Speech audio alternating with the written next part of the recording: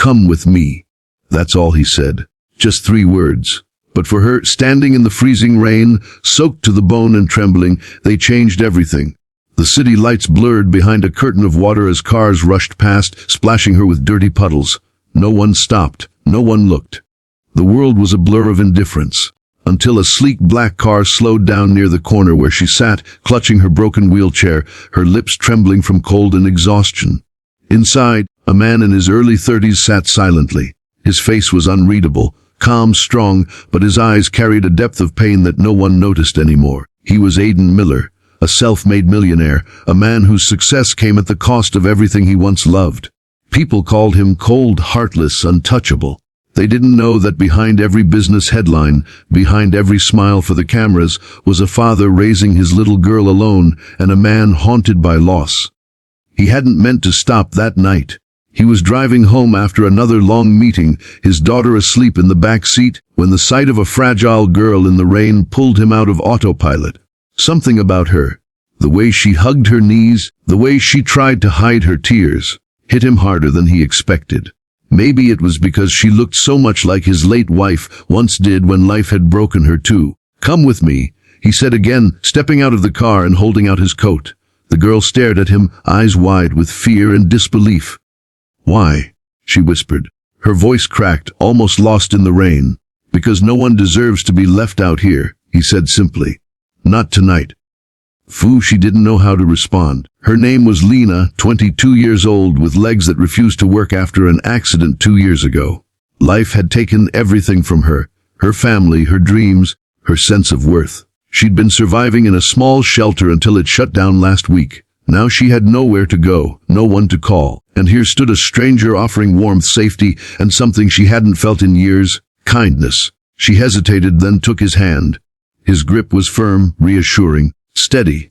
Inside the car, the warmth hit her like a wave. She sank into the seat, tears silently mixing with the rain still dripping from her hair. In the back seat, a little girl, maybe 6 years old, was sleeping soundly, her teddy bear clutched to her chest. Aidan drove quietly, glancing at Lena every few minutes. She was too exhausted to speak, too broken to ask questions.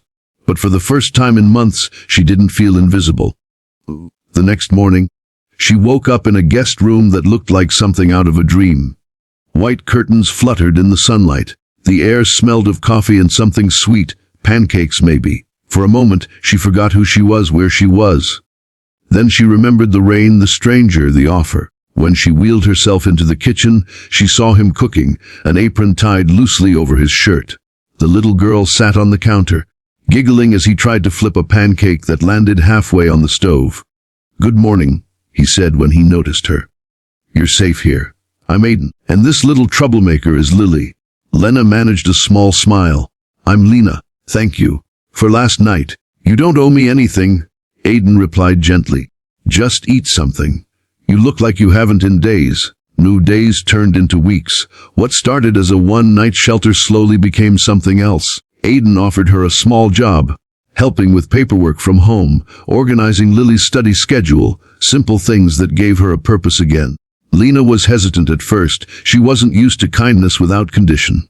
But Aidan was different. He never pitied her. He treated her like an equal. Lily adored her instantly. The little girl's laughter filled the house again, something Aidan hadn't heard in years since his wife passed away. Lena became part of their small world, bringing warmth where silence once lived. But the peace didn't last forever. One evening, when Aidan returned from work, he found Lena sitting by the window, tears streaking her face.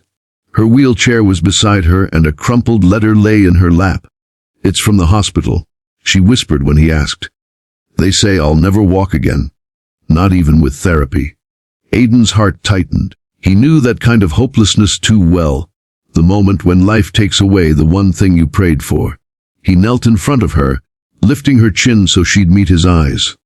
"You can't believe that," he said softly. "They said my daughter wouldn't survive her first surgery. Look at her now. She's dancing in the next room." Lena shook her head, sobbing. "But what if I can't be fixed? Then we find a new way to live, together." And she looked at him, really looked, and something changed in her chest. For the first time, she believed that maybe broken didn't mean unworthy. Months later, the house was filled with laughter again. Lena had begun teaching Lily to paint. Aidan would sometimes stand at the doorway watching them, his heart lighter than it had been in years. But the world as always tested them again. One night, Aidan's company faced a financial scandal, false accusations that threatened everything he had built. Reporters swarmed outside, digging into his past, his private life, even questioning why he took in a disabled girl. Lena wanted to leave, to protect him from the whispers. "They'll destroy you because of me," she said, packing her few belongings. Aidan stopped her, anger and fear flashing in his eyes. "You think I care what they say? You gave my daughter her smile back. You gave me a reason to come home. I won't lose that." His voice broke a little. "You're not my burden, Lena. You're my miracle," she cried then. Real, healing tears. To time passed. The truth came out. Aidan was cleared. The scandal faded. And in its place a story grew, not of wealth or pity, but of love that healed where life had once torn apart. One sunny morning, Lena wheeled herself to the garden, where Aidan and Lily were waiting. A soft breeze brushed her face as she smiled, holding the walker Aidan had gifted her. She stood slowly, trembling, taking one step then another. Lily clapped, shouting, "You did it, Lena." Aidan's eyes filled with tears as he whispered the same words that started it all, "Come with me." And she did. This time, not because she was lost, but because she had finally found home. The message lingered long after the story ended. Sometimes, the people who save us are just as broken as we are. And together, broken pieces can still make something beautiful.